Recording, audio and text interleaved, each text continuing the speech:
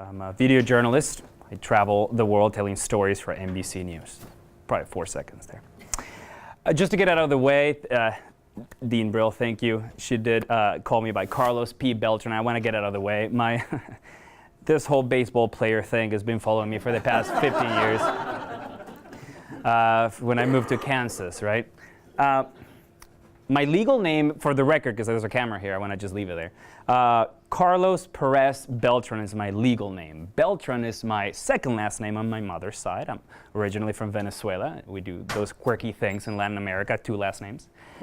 Carlos Perez is the John Smith of Latin America, so there's billions of us. And Carlos Beltran is this famous baseball player who's been following me as an icebreaker for many years. So Carlos P. Beltran, there's only one for now.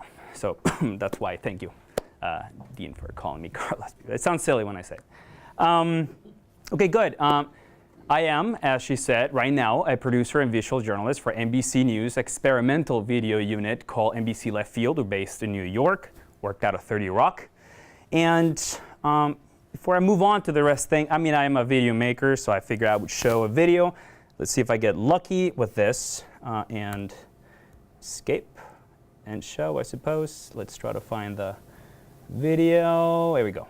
Just wanted to show you guys what Left Field does, and then we'll backtrack and tell you about what this presentation is about. NBC Television. What happens when filmmakers, filmmakers, and journalists from all over the world Come together to create a new digital video unit within America's first broadcaster.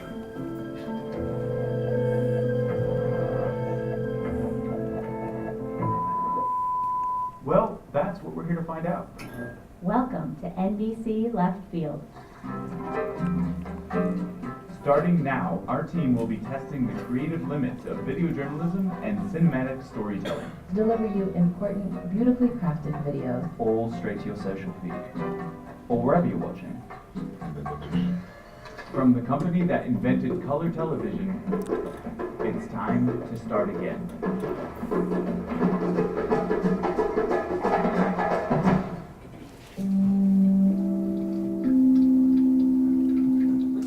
Alrighty. So I don't know how to make this large again, but all right, that's all right. So yes, NBC Left Field. I love working there. We do get the chance to actually practice our storytelling every single day, every single week.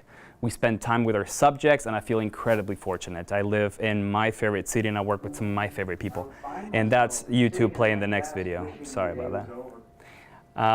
But it did take, and this is the point of my talk, it did take a lot of, let's say, reckless decisions or happy accidents, or giving me the opportunity to fail in order to get there. I'm a big cheesy. I'm a big Bob Ross fan. Bob Ross, nobody? No mistakes, only happy accidents. So I feel like every single person over here who's a professional, has been out there for more than 5 years, can look back and know and pinpoint all those domino pieces that in the end is the domino effect. And I'm sure that everybody has a lot more to do. I certainly hope that I do too, but there's this domino effect, a butterfly effect, that has led me to be working for these guys right now. And I guess that's what I wanted to talk about today. So hopefully my anecdotes will have some moral benefits to them, so we all learn from them. So right now I'm in New York, but exactly, and I was actually seeing how much of a coincidence, almost exactly 2 years ago, October 2016, I was in what could very well have been the worst place I've ever been during one of the worst times in my life, both as a professional and as a human being.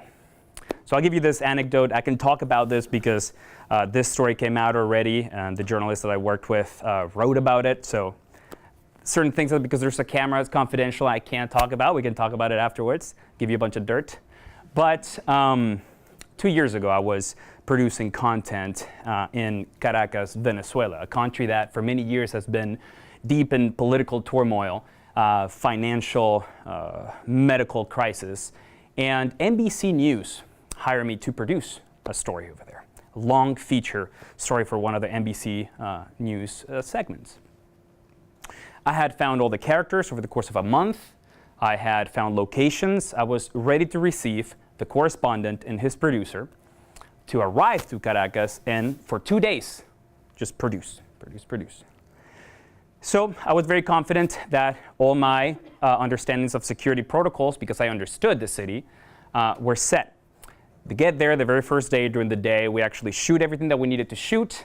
Everything goes just as planned. And then the producer that came with the correspondent's name is Matt Gutman, very good friend, very amazing journalist, says that they had found another amazing character. This doctor who promised deep access into one of the government-run buildings in Venezuela. Now, that kind of access is very exciting for many journalists out there who are trying to get, incredible stories, and this certainly was one. I could have said 3 things. I could have said, guys, I don't know anything about this person. I don't know the hospital that you guys want to go to. It's a place that's 3 hours away from the capital. Don't stay here for 2 days. It's very, sensible. Let's just stay for 2 or 3 more days and let me just do the recon. I could have said, I'm not comfortable with this as a producer. I'm going to back out of this story. Or I could have said what I actually said and let's go, which was right there, one of those decisions that maybe retroactively wasn't the smartest one. It was probably reckless. But I'll talk about the happy accident. So we end up going. Keep in mind, I'll tell you this because it makes sense. The producer was originally from Mexico. That came with a correspondent. I am Venezuelan, so yes, I do blend in. It's a small town, the outskirts of Caracas. And the correspondent is this handsome, chiseled, spotless shirt, perfect hairdo correspondent, very white. So he stood out. We still walked in. We had a GoPro, we had a cell phone, and we had a handy cam. The doctor, that was our access, goes in. 5 minutes in, he gets very uncomfortable, very nervous, and tells us, guys, everybody's looking at us, we should probably head out. Right there and then, I could have said, yeah, you know what, let's just go ahead and go. I said, let's just keep shooting. Yeah, another mistake. 15 minutes in, we started to walk out. In front of the door, there was the National Police and the National Guard waiting for us. The producer, luckily, again, she blended in. She was able to just weed out. The doctor, the correspondent, and I got detained. And for the next 5 days, of course, I didn't know then, for the next 5 days, we were in Venezuelan political prison. First night, it's a lot of ethical undertones to this, because the first night they took us to this very small police station. We had 4 police officers, if you can call them police officers, intimidating us. Telling us that people have been arrested for a lot less. Again, but these were people that I thought I didn't want this to escalate, right? I didn't want this to move on to a federal level. The equivalent of the FBI in Venezuela is called the SEBIN, and for a country that is knowingly very adverse to American policies, the American government, if they found a Venezuelan journalist with an American journalist, they were going to make it a political thing. So my goal was just to get out of there while we were just still in police custody. So yeah, we try to bribe these guys. Obviously, we didn't want. That's just how things we thought worked right there. Didn't take the bait. The very next day, the federal police, SEBIN, were there. They did call me a traitor to the country. They did take this token American infiltrated journalist into custody, and we didn't know what was going to happen. In my mind, I wrestled with the fact that I do have colleagues who, till this day, are behind bars, again, for a lot less than that. So you are in this place, sleeping on razor-thin mattresses, right next to a place that's called a dungeon. We had it good. We had chairs. There's a place called the dungeon where a lot of other political prisoners were there, basically a hallway with 2 cages. So that does something to you. Luckily enough, 5th night, 2:30 in the morning, there's a long list of happenings that I can't probably mention right now, but they told us you guys are leaving. That feeling of being able to walk out of there, feeling free after having done my job, it was an important story. I think very few times in my life I'm going to get that feeling. ABC News flew us back to New York. They got me a few therapy sessions, make sure that I was okay. right there and then I could have said, I don't want to do anything. I don't want to have to do anything with this story. I am quite upset. Goodbye. What I said was, it's an important story. Let's keep on working on this. So remotely, I worked with trusted camera guys in Venezuela, two guys that I very much respect that were available.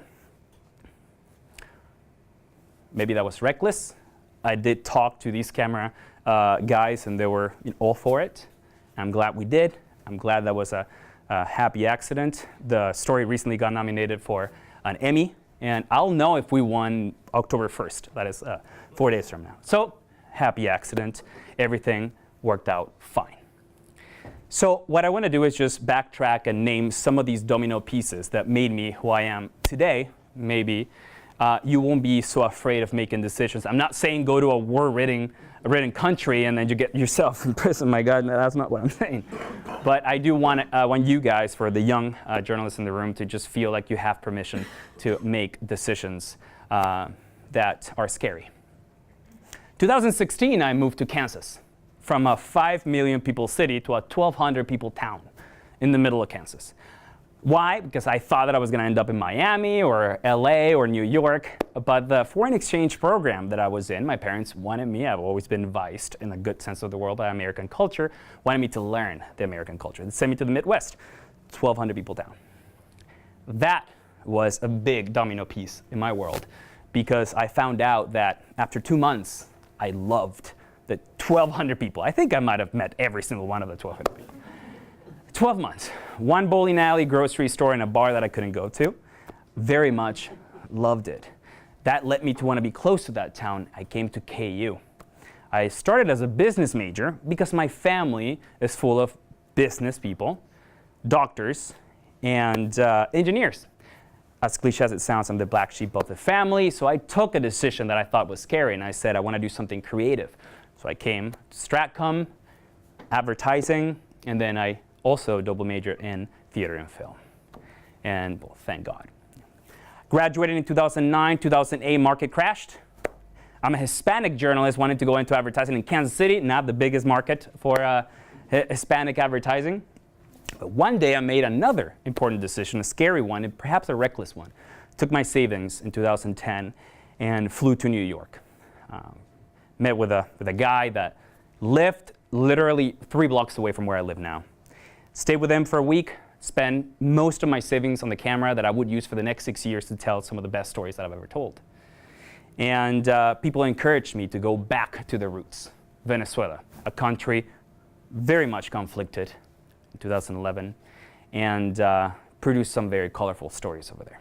Now, I did walk over there with my cameras, like shooting, in slums or whatnot. I think I didn't get stabbed or robbed because people assumed I was an idiot. But I did. And those photographs that I took in 2010, 2011, actually the J School was so kind to display them on these halls, 2012, I believe, and again in 2014. Those photos were seen by the chief of a newsroom in a local newspaper who had the same camera that I had, and he said, let's make documentaries together. I did. That led one of those documentaries to go on an international film festival, where I met someone who would then finance my next project. Many domino pieces. Until the day that someone said, if you want to be a filmmaker, there's maybe other ways. You can be a freelancer and produce content for some of the world's biggest networks. There's this company over here, a company called Story Hunter. And I said, no, whatever. That's like selling now. That sounds incredibly boring. I won't do it. In 2014, the company released an explainer video, and I'm all over it. I produced so many pieces for them. I was going to show it to you, but I don't know if we have it over here. I think I might.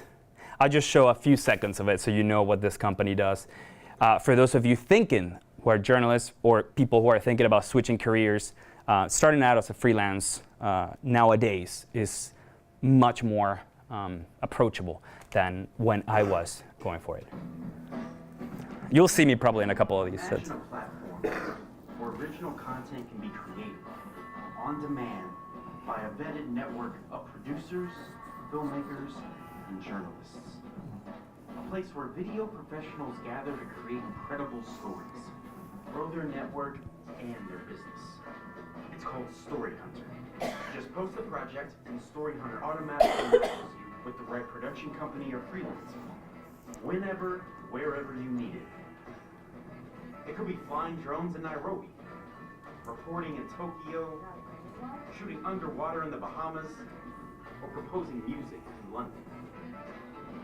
Incredible creatives in more than 170 countries are now at your fingertips.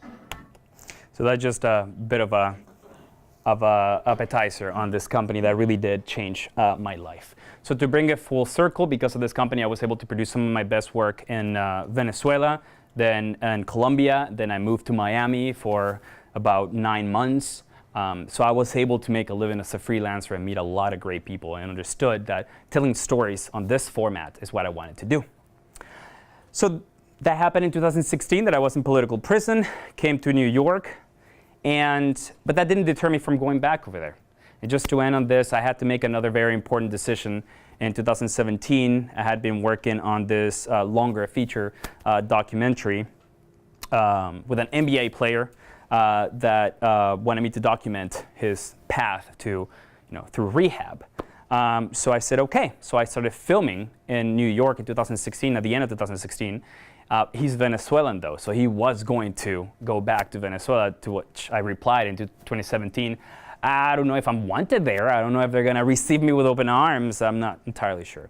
So I trusted my sources. They figured out that nothing was going to happen as long as I, trusted to do, the right thing. And by that I mean focusing on his story.